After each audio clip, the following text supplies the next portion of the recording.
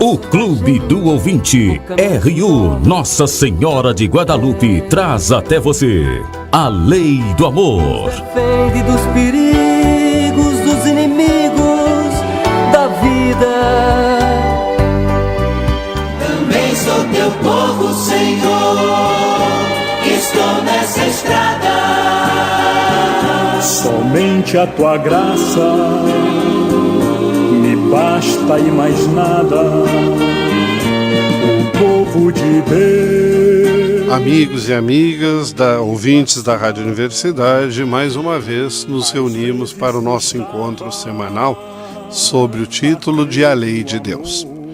Nós, neste momento que estamos numa nova etapa desta caminhada da Lei de Deus, não poderíamos deixar de lado a coluna vertebral da Lei de Deus, que é a oração que o Senhor nos ensinou. O Senhor nos ensinou a fazer vários pedidos, o louvor, na oração do Pai Nosso.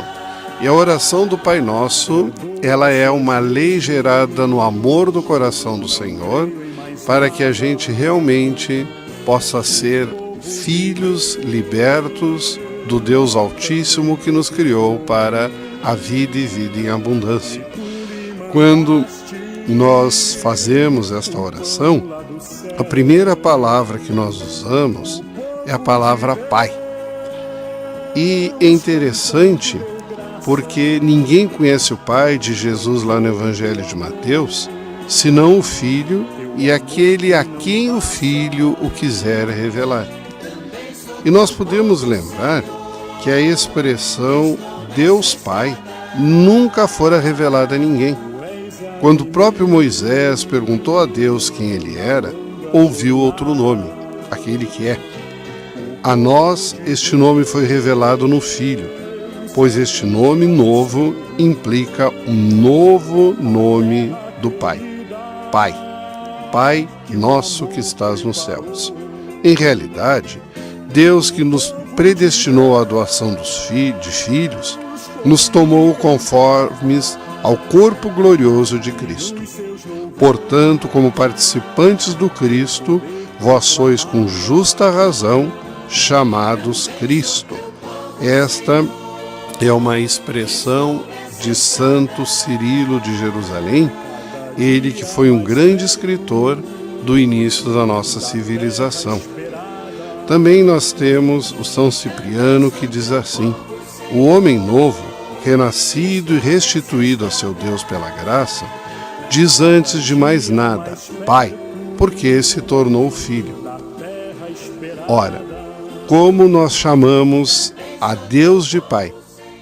Nós temos nessa expressão um grande compromisso de nos portarmos como filhos e filhas de Deus. Este dom gratuito da doação exige da nossa parte a conversão contínua e a vida nova. Rezar a nosso Pai deve desenvolver em nós duas disposições fundamentais. Primeira, o desejo e a vontade de nos assemelharmos a eles. Nos assemelharmos a Deus. Afinal, nós somos criados, está lá na Bíblia, a sua imagem. E por graça, a sua semelhança nos é dada e nós devemos, então, corresponder a esta gratuidade de Deus em relação a nós. O Pai Nosso, ele refere-se a Deus. De nossa parte, este pronome não exprime uma posse, mas uma relação inteiramente com Deus. Tanto que a gente faz isso, Pai Nosso. Não é meu Pai, Pai só meu, Pai para mim, Pai comigo, mas é Pai Nosso. Então, eu sou posse como filho da paternidade, da gratuidade, do amor de Deus. E não Deus se torna posse minha para que eu possa fazer dele aquilo que me interessa na hora que eu quero e quando busco alguma solução mais imediata. Quando dizemos Pai Nosso, reconhecemos primeiro que todas as suas promessas de amor, anunciadas pelos profetas, se cumprem na nova e eterna aliança com Cristo. Nós nos tornamos seu povo e ele é doravante nosso Deus. Esta relação nova é uma pertença mútua dada gratuitamente. É pelo amor e pela fidelidade que devemos responder à graça e à verdade, que nos são dadas em Jesus Cristo, conforme o Evangelho de João.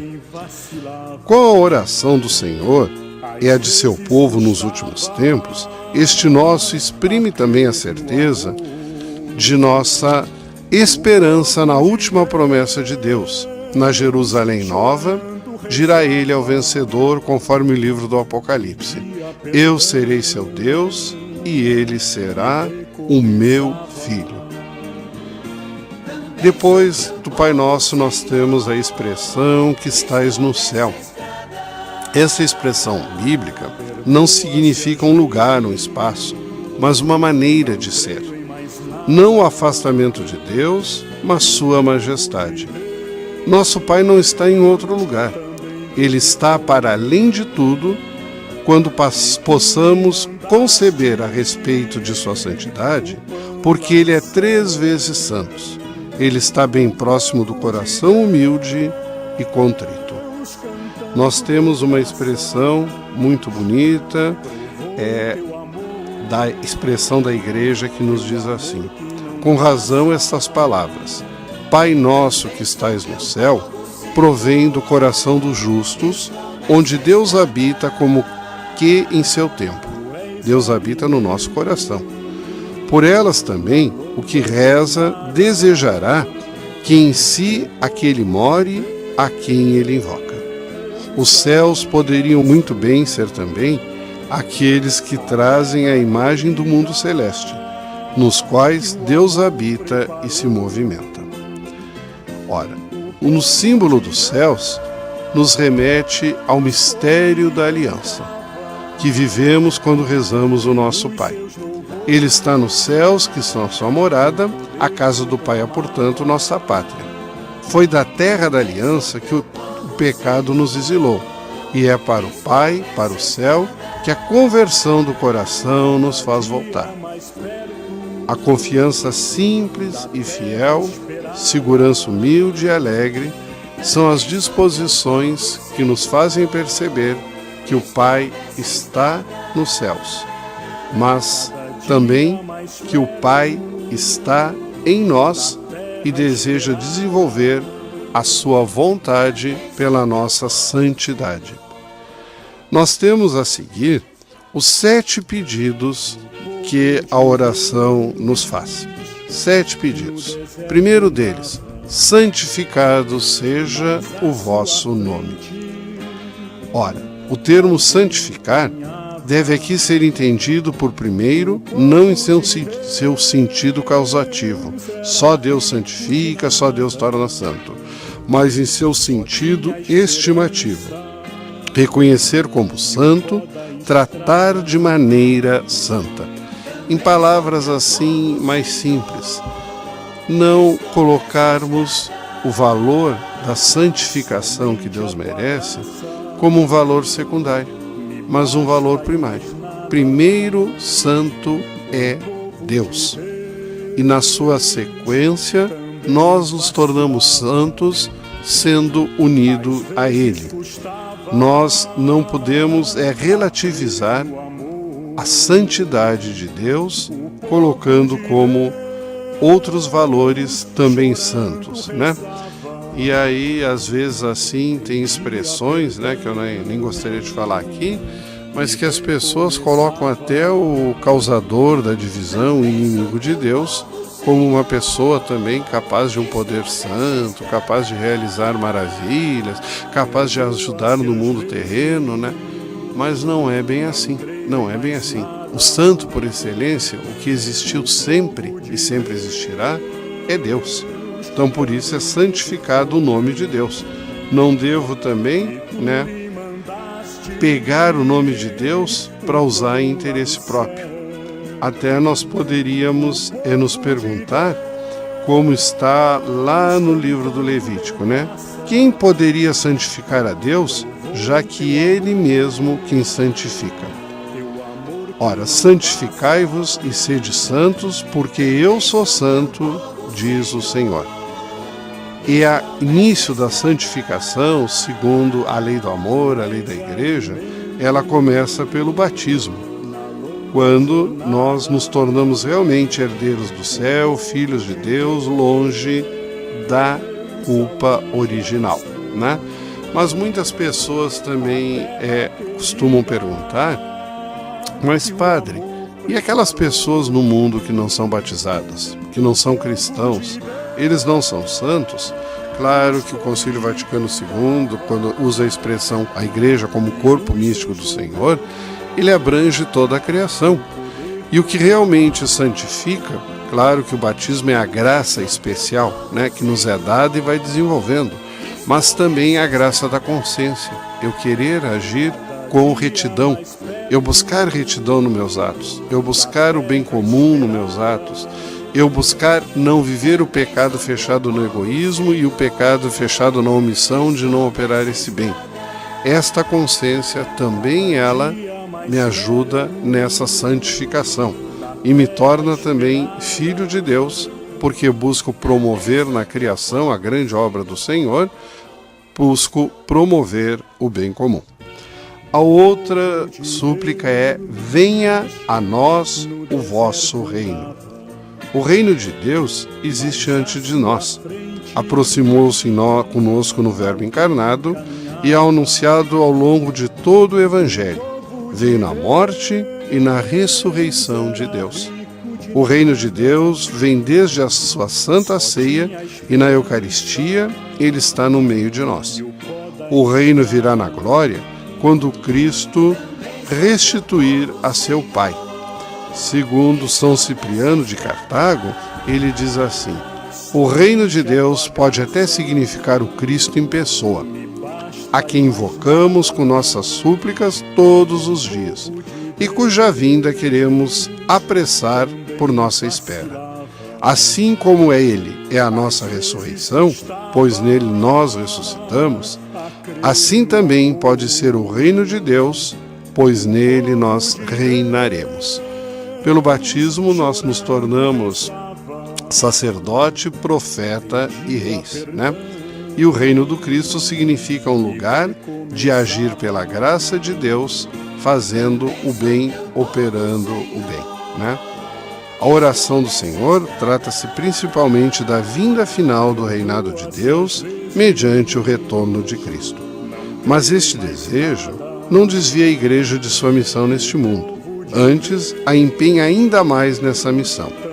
De fato, depois de Pentecostes, a vinda do reino é obra do Espírito do Senhor, para santificar todas as coisas, levando à plenitude a sua obra. A próxima súplica é: seja feita a vossa vontade, assim na terra como no céu. É vontade de nosso Pai que todos sejam salvos e cheguem ao conhecimento da verdade, São Paulo nos diz quando escreve a Timóteo. Ele está usando de paciência para convosco, pois não deseja que ninguém se perca, nos diz a segunda epístola de Pedro. Seu mandamento, que resume todos os outros, é que nos diz toda a sua vontade, é que nos amemos uns aos outros como Ele nos amou. Eu gostaria de refrisar isto aí. Nos amemos uns aos outros como Ele nos amou. E não nos amemos uns aos outros como nós gostaríamos de ser amados. Não nos fecharmos no egoísmo dos nossos próprios sonhos e desejos, mas nos abrirmos à graça santificante de Deus de tentarmos ser outros Cristo. E ninguém tem maior amor do que aquele que dá a vida pelos seus amigos. Olha, se o próprio Jesus deu a sua vida pela salvação de todos, Ele espera que a nossa vida não fique escondida ou depositada rendendo pouco, quando a gente, pela sua graça, através da oração, da ação do Espírito Santo, da comunhão dos santos, a gente pode operar muitas maravilhas e sermos outros Cristos para a salvação do mundo. A próxima súplica: o pão nosso de cada dia nos dai hoje. É importante, dai-nos é uma expressão da aliança. pertence a Ele e Ele pertence a nós. Age em nosso favor. Esse nós o reconhece também como Pai de todos os homens, e nós lhe pedimos por todos em solidariedade com suas necessidades e sofrimentos. O pão nosso, o Pai que nos dá a vida, não pode deixar de nos dar o alimento necessário à vida, todos os bens convenientes, materiais e espirituais. No Sermão da Montanha, Jesus insiste nesta confiança filial que coopera com a providência de nosso Pai. Não nos exorta a nenhuma passividade, mas quer nos libertar de toda a inquietação e de toda a preocupação. Tal é o abandono filial dos filhos de Deus. São Cipriano de Cartago, a respeito disso, nos diz uma máxima: aos que procuram o reino de Deus e sua justiça, Ele promete dar tudo em acréscimo. Com efeito, tudo pertence a Deus. A quem possui Deus, nada lhe falta, e Ele próprio não falta a Deus. A nossa próxima súplica é: perdoai-nos as nossas ofensas, assim como nós perdoamos aos que nos têm ofendido. Perdoai-nos as nossas ofensas. Com audaciosa confiança, começamos a rezar a nosso Pai. Ao suplicar-lhe que seu nome seja santificado, lhe pedimos a graça de sempre mais sermos santificados. Apesar de termos sido revestidos da veste batismal, nós não deixamos de pecar, de nos desviarmos de Deus. Agora este novo pedido: nós nos voltamos a Ele, tal como o filho pródigo, e nos reconhecemos pecadores diante dele, tal como o publicano. Nosso pedido começa por uma confissão, na qual declaramos ao mesmo tempo nossa miséria e a sua misericórdia. Nossa esperança é firme, porque em seu Filho temos a redenção e o perdão dos pecados. Encontramos o sinal eficaz e indubitável de seu perdão nos sacramentos da sua Igreja. Este pedido é tão importante que é o único no qual o Senhor se volta e desenvolve no Sermão da Montanha. Esta exigência crucial do mistério da aliança é impossível para o homem, mas para Deus tudo é possível. Assim como nós perdoamos a quem nos tem ofendido. Este como não é o único ensinamento de Jesus. Sede, portanto, perfeitos de Jesus, como vosso Pai Celeste é perfeito. Também ele fala: sede misericordiosos, como vosso Pai é misericordioso. Ele fala também: eu vos dou um novo mandamento, amai-vos uns aos outros, como eu vos amei. Observar o mandamento do Senhor é impossível se quisermos imitar de fora o modelo divino. Trata-se de participar de forma vital e do fundo do coração na santidade, na misericórdia, no amor de nosso Deus. Só o Espírito, que é a nossa vida, pode fazer nossos os mesmos sentimentos que teve Cristo Jesus. Então se torna possível a unidade do perdão, perdoando-nos mutuamente como Deus nos perdoou em Cristo, dizia e lembrava São Paulo na carta aos Efésios. Assim, adquirem vida as palavras do Senhor sobre o perdão, este amor que ama até o extremo do amor. A parábola do servo desumano, que coroa o ensinamento do Senhor sobre a comunhão eclesial, termina com estas palavras: eis como meu Pai Celeste agirá convosco, se cada um de vós não perdoar de coração o seu irmão. Com efeito, no fundo do coração, que tudo se liga e se desliga.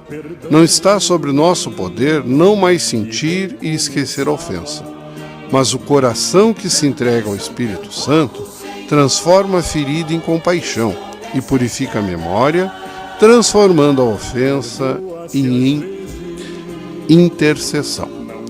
Temos ainda a outra súplica: não nos deixeis cair na tentação.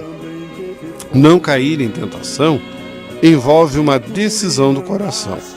Pois onde estiver o seu tesouro, aí também estará o seu coração. E ninguém pode servir a dois senhores, diz Jesus lá no Evangelho de Mateus. Lá nos Gálatas, São Paulo nos lembra: se vivermos pelo Espírito pautemos também nossa conduta. Neste consentimento dado ao Espírito Santo, o Pai nos dá a força. Não tendes sido provados além do que é humanamente suportável. Deus é fiel e não permitirá que sejais provados acima de vossas forças. Pelo contrário, junto com a provação, Ele providenciará o bom êxito para que possais suportá-la, nos diz São Paulo lá na 1 Coríntios. Ora, tal combate e tal vitória não são possíveis senão na oração. Por sua oração, Jesus venceu o tentador desde o começo, no último combate de sua agonia. E é a seu combate e a sua agonia que Cristo nos une neste pedido ao nosso Pai. A vigilância do coração é lembrada com insistência em comunhão com a de Cristo. A vigilância consiste em guardar o coração, e Jesus pede ao Pai que nos guarde em seu nome. O Espírito Santo procura nos manter sempre alerta para esta vigilância. Este pedido adquire todo o seu sentido dramático no contexto da tentação final de nosso combate na terra. Pede a perseverança final. Está lá no Apocalipse: eis que venho como ladrão, feliz aquele que vigia. Depois temos ainda, a súplica final: mas livrai-nos do mal. Neste pedido, o mal não é uma abstração, mas designa uma pessoa, Satanás, o maligno, o anjo que se opõe a Deus. O diabo é aquele que se atira no meio do plano de Deus e de sua obra de salvação realizada em Cristo. João cita lá no seu capítulo 8: o vosso pai é o diabo, e quereis cumprir o desejo do vosso pai. Ele era assassino desde o começo. João repete lá no Apocalipse: diabo e Satanás, o sedutor do mundo inteiro. Foi por ele que o pecado e a morte entraram no mundo, e por sua derrota definitiva, a criação toda será libertada da corrupção do pecado e da morte. Sabemos que todo aquele que é gerado de Deus não peca. Ao contrário, aquele que foi gerado de Deus, ele o guarda, e o maligno não pode atingi-lo, nos lembra São João na sua primeira epístola. O Senhor, que arrancou o vosso pecado e perdoou vossas faltas, tem poder para vos proteger e vos guardar contra os ardis do diabo, que vos combate, a fim de que o inimigo, que costuma engendrar a falta, não vos surpreenda. Quem se entrega a Deus não teme o diabo. Se Deus é por nós, quem será contra nós? Nos pergunta São Paulo aos Romanos.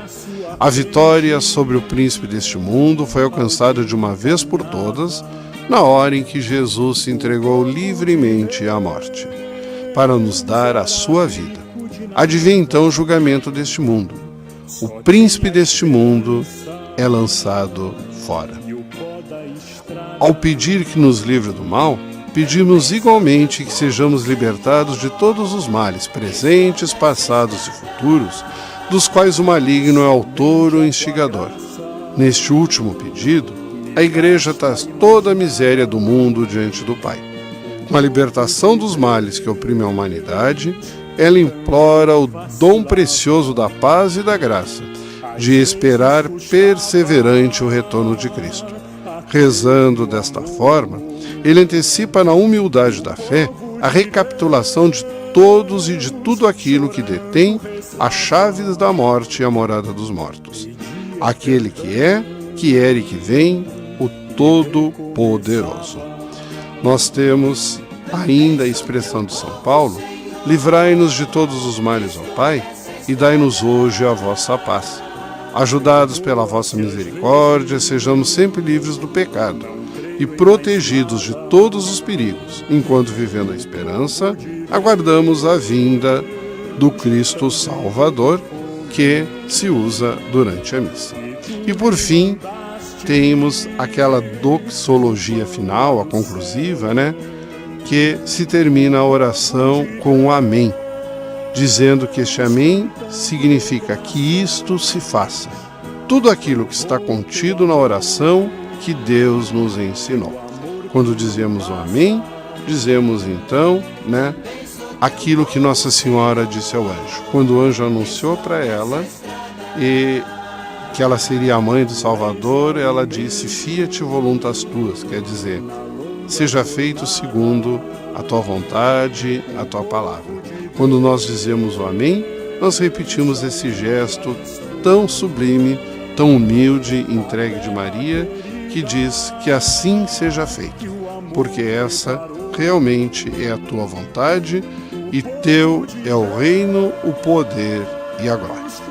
Que Deus então nos abençoe, nos faça comungar profundamente dessa lei amorosa da oração que Ele nos deu no Pai Nosso e ajude que a nossa oração seja mais profunda para a sua maior glória. Eu queria encerrar também o programa, né, agradecendo que agora a Lei do Amor tem um patrocinador. É o Chau Freios e Suspensão, que fica ali na Praça do Guanabara, ali em frente ao Supermercado Guanabara, né? E ele agora está então como nosso patrocinador. Queremos agradecer esse carinho, essa atenção pela evangelização, que é a grande meta da nossa Rádio Universidade. Deixamos a todos a nossa bênção, deixamos a todos o nosso abraço fraterno e esta mensagem musical. Vem Espírito Santo, vem sobre nós, como em Pentecostes, possuir o meu ser. Vem Espírito Santo, vem sobre nós, como a chuva que lava a terra, vem lavar meu viver. Vem Espírito Santo, vem sobre nós, como em Pentecostes, possuir o meu ser. Vem Espírito Santo, vem sobre nós, como a chuva que lava a terra, vem lavar meu viver. Liberta-nos de toda opressão, batiza-nos com o óleo da unção.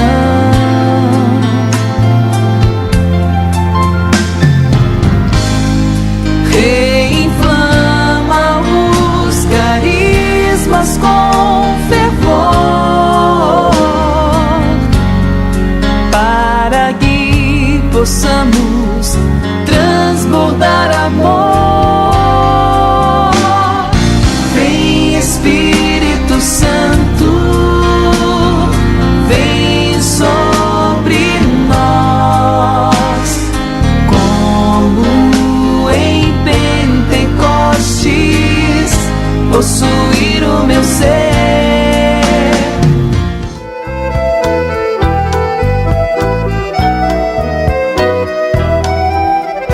Luz na frente, paz na guia, Deus que alumia.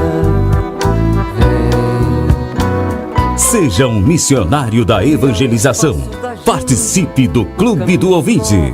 Um oferecimento Rádio Universidade, uma emissora da Arquidiocese de Pelotas. Dos inimigos da vida, vem, ó Deus, nos defender, nos proteger. Vem